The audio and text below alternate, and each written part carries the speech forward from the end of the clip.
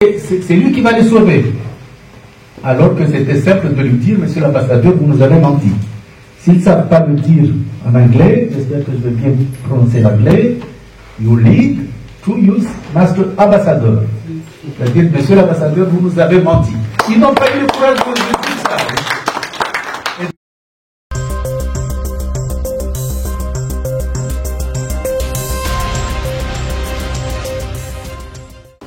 Tout ce qu'on lui demande sur Mayotte.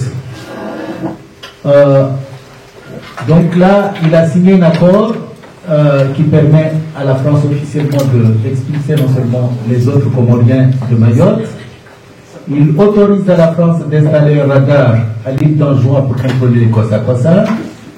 Il autorise à la gendarmerie française d'intervenir aux autres îles indépendantes des Comores, à la rigueur presque à la colonie, pour pouvoir arrêter des gens.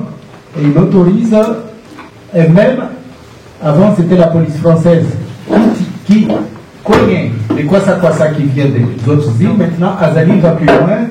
Il autorise les gardes-côtes comoriennes de tirer sur les passagers de Kwassa-Kwassa, dont il y a une dame qui a été blessée. Je pense qu'elle doit être toujours à l'hôpital. Donc, mais le problème, et c'est le paradoxe des Comores actuellement, c'est qu'on a une partie de l'opposition, et c'est ça qu'on peut dire, on peut remarquer que notre combat, peut-être qu'on a perdu du temps avec ça, parce qu'on a une partie de l'opposition qui est France-africaine. C'est-à-dire ce sont des opposants qui, pour eux, ils comptent sur la France ou sur les États-Unis pour pouvoir reprendre le pouvoir et sortir Azali. Et comment on peut avoir le même maître et s'opposer à quelqu'un? Vous imaginez dans une famille, il y a un enfant qui est bandit et qui frappe les autres frères. Évidemment, le père va dire, calme-toi, il ne faut pas frapper vos frères.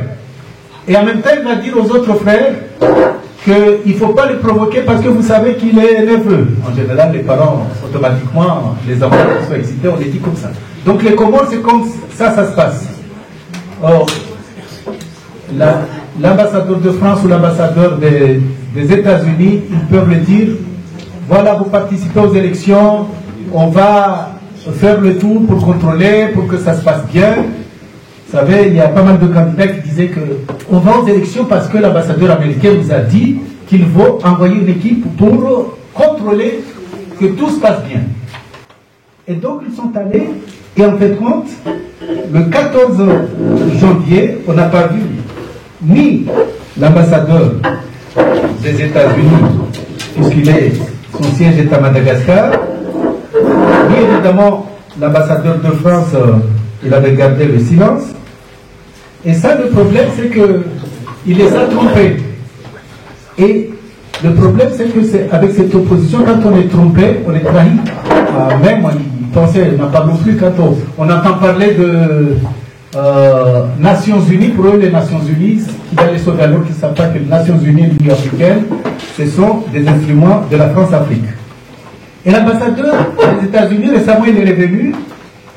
Les opposants, c'est-à-dire ceux qui sont candidats, n'ont pas eu le courage de lui dire que vous nous avez menti, monsieur l'ambassadeur, parce que vous nous avez promis que vous allez vérifier que les élections se passent bien, que vous allez envoyer des gens pour contrôler, pour sécuriser tout ça.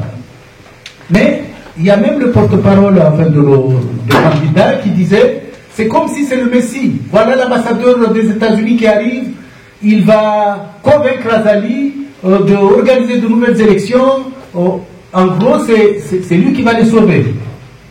Alors que c'était simple de lui dire, monsieur l'ambassadeur, vous nous avez menti.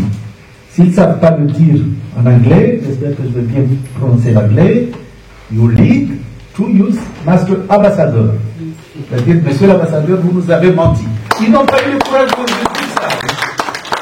Et donc là, du coup, ils sont allés, en tout cas, c'est comme un jeu. Les Américains, enfin les réseaux américains, les réseaux, en tout cas France-africains, ils sont en train de jouer avec eux, enfin bon, un cours de passe-passe, de les amener, allez-y aux négociations, allez-y aux élections, on va vous soutenir, on vous soutient, c'est vous qui... Le problème, c'est qu'on promet à tout le monde le pouvoir, que ce soit certains qui sont au pouvoir déjà, certains ministres, et même ceux qui sont dans l'opposition, non, c'est vous qu'on va donner le pouvoir, et puis l'autre on dit c'est vous, et tout le monde y croit à ça, et chaque fois ils se font avoir. Donc on ne sait pas si c'est un jeu, ou si ils sont assez naïfs, je n'ose pas dire assez bêtes, pour ne pas utiliser un gros mot, ou sinon ils prennent peut-être les Comoriens aussi pour des bêtes, parce qu'ils sont dans le jeu de la France-Afrique, et après ils alimentent la galerie. Donc là, je ne vais pas être trop long. Donc c'est pour ça que nous sommes là avec les invités spécialistes et un analyste politique, en tout cas des panafricanistes convaincus, pour vous apporter leur expertise en matière de lutte, nos échanges, nos expériences avec l'Afrique tout à l'heure quand Madame Augusta, elle préfère que je l'appelle camarade Augusta, va intervenir. Mais nous allons commencer par le docteur Benalidi, qui est donc le docteur Benalidi va commencer son discours. C'est pas la peine de vous donner le thème, puisque c'est un thème qui rentre, puisque depuis qu'on se bat en République, on est dans le discours, tout droit contre, en tout cas, disons, la dictature, la corruption, et pour la défense de l'intégrité territoriale des Comores. Merci.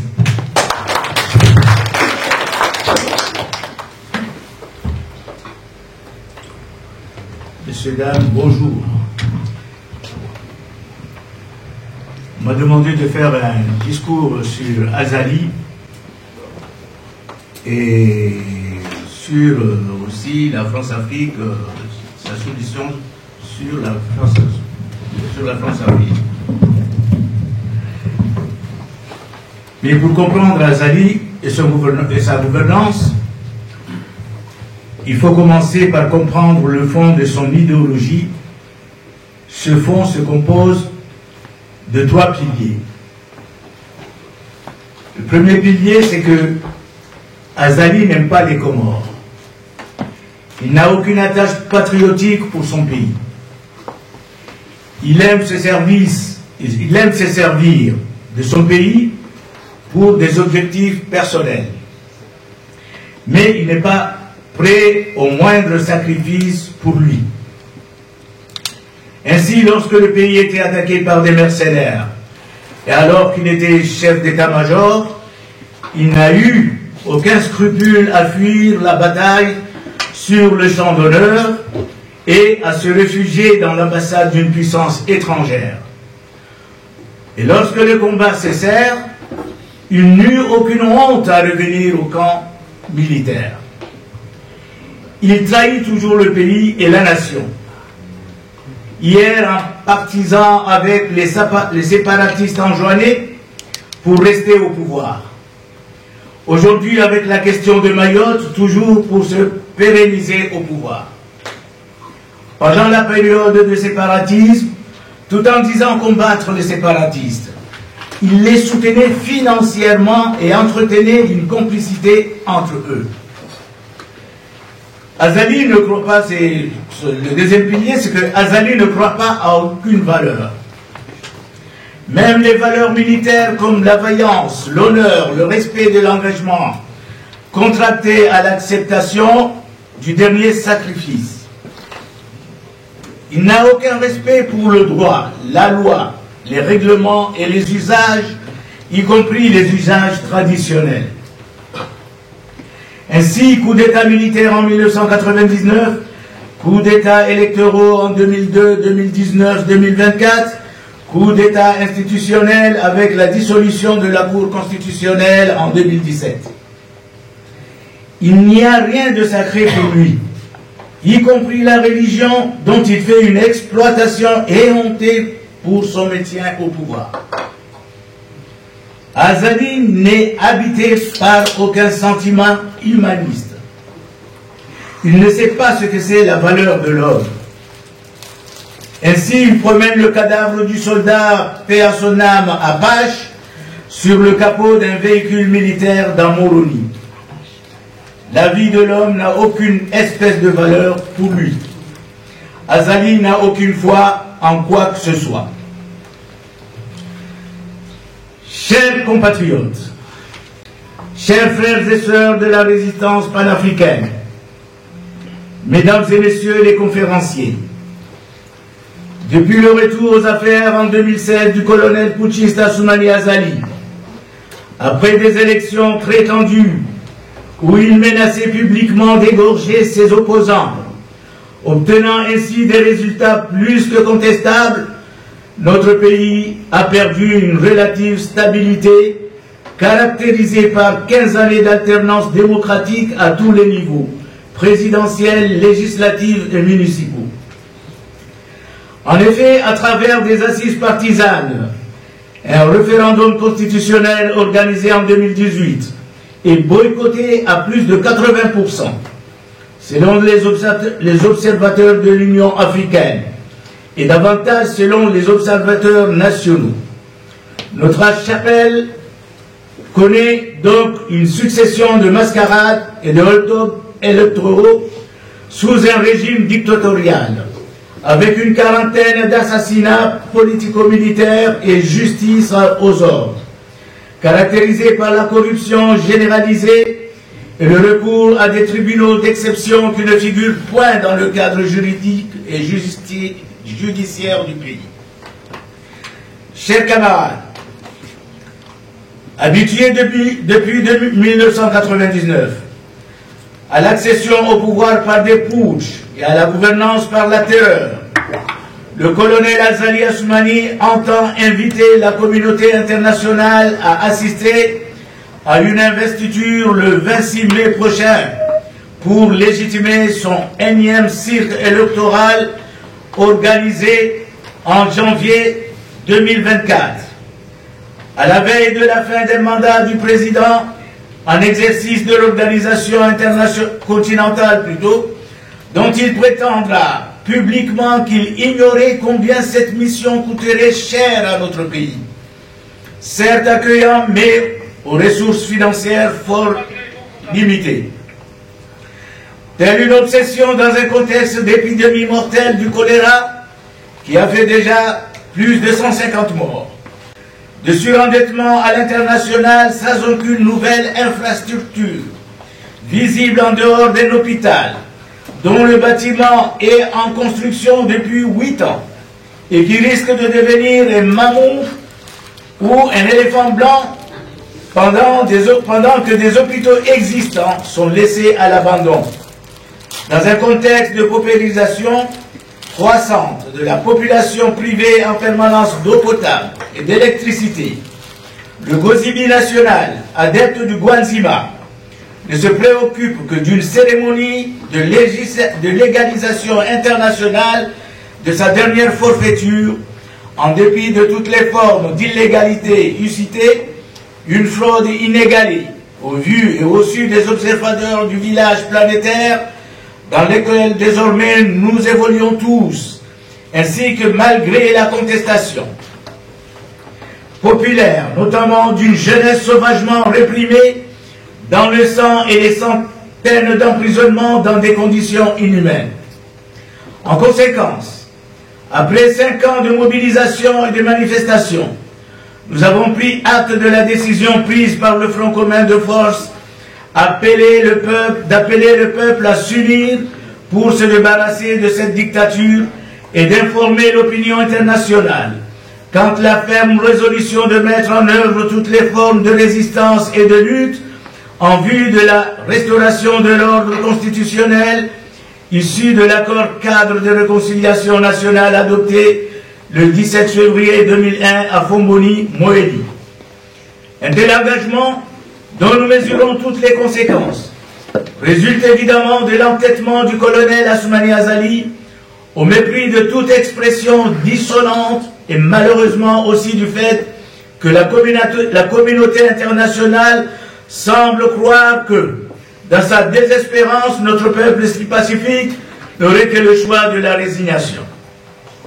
Chers amis, à la veille d'une bataille que nous espérons décisive, je voudrais saisir l'occasion de cette conférence pour noter que c'est dans ce contexte conflictuel brûlant, notamment à Kanaki, que la France coloniale et néocoloniale accélère ses plans visant à annexer définitivement l'île comorienne de Mayotte par la déportation massive de nos compatriotes. Cela quitte à devoir réformer un des fondements de la nation française à travers la suppression du droit du sol. Pour réaliser un tel objectif, en vue de s'accaparer d'une partie des importants gisements hydrocarbures découverts dans nos eaux territoriales, devenus un immense cimetière marin avec plus de 20 000 disparus depuis le tristement célèbre visa Balladur.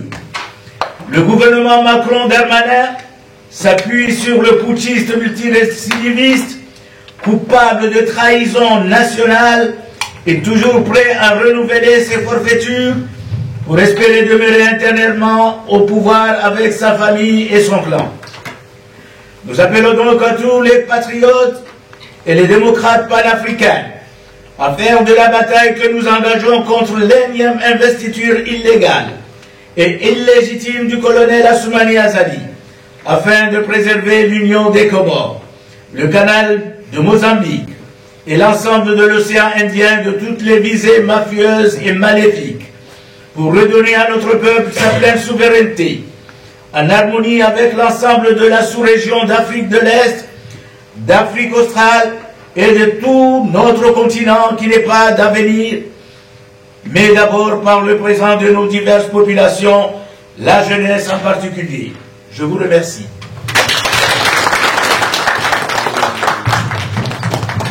Merci, docteur.